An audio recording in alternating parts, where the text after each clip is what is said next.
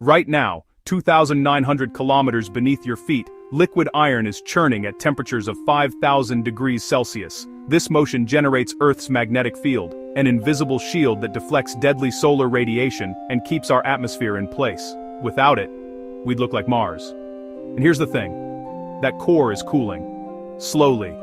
Inevitably. Tonight we're going to explore what happens to a planet when its engine goes cold. And we already have a preview, because Mars went through exactly this. Billions of years ago. Earth's core has two parts. The inner core is solid iron and nickel, about the size of the moon, kept solid not by temperature, but by the immense pressure of everything above it. The outer core is liquid iron and nickel, constantly in motion driven by the heat difference between the super hot inner core and the cooler mantle above it. This motion, called convection, creates electric currents in the liquid metal, and those currents generate Earth's magnetic field. It's essentially a massive natural dynamo running continuously for 4.5 billion years, but it runs on heat, and heat flows from hot to cold. Slowly, relentlessly, Earth's core is losing its heat to space. How long does Earth have? Current estimates suggest the core will remain active for billions of years, potentially 2 to 3 billion more before convection in the outer core weakens significantly.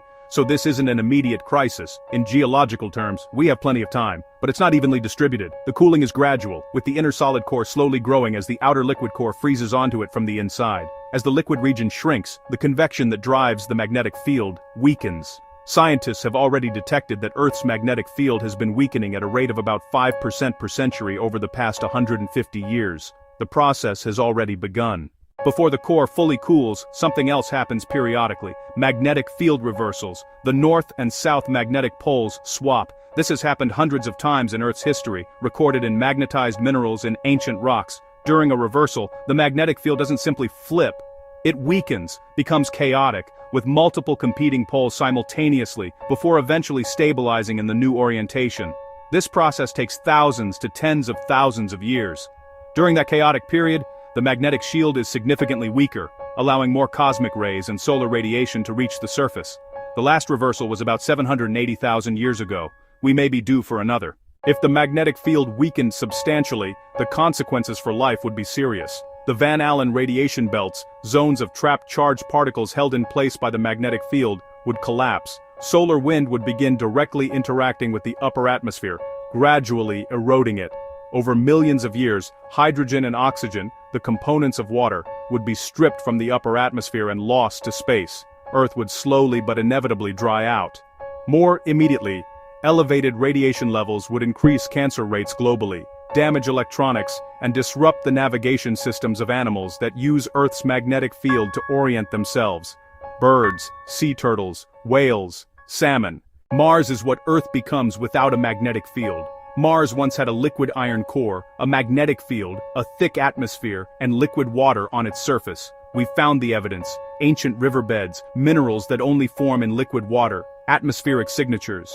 Then, approximately 4 billion years ago, Mars's smaller core cooled and solidified completely. The dynamo stopped. The magnetic field died. Solar wind began stripping the Martian atmosphere. Over hundreds of millions of years, the atmosphere thinned to 1% of Earth's density.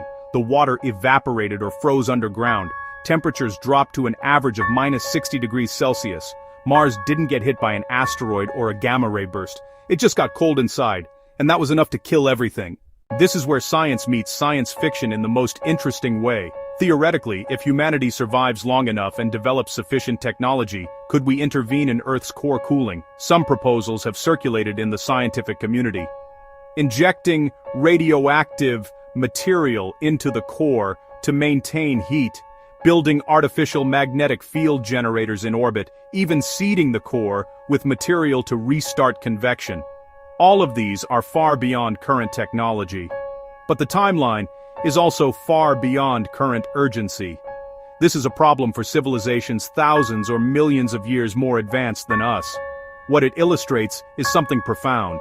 Technological civilizations that want to survive long enough must eventually learn to maintain their own planets. Billions of years from now, when the core is fully cold and the magnetic field is gone, Earth undergoes a slow transformation. The atmosphere thins over millions of years. The surface becomes increasingly arid as water vapor escapes to space. Temperatures at the equator remain survivable for a time, warmed by the sun, but the poles become permanently frozen. The sky turns from blue to a pale pink-white as the atmosphere thins, the same way Mars's sky appears today. Volcanoes quiet as the mantle cools. The planet becomes geologically dead. No earthquakes, no eruptions, no mountain building. A still, silent, drying world. Beautiful in its way, but empty. Here's something that puts this all in context. The heat in Earth's core comes from two sources: residual heat from the planet's formation 4.5 billion years ago, when colliding rocks released enormous energy, and radioactive decay.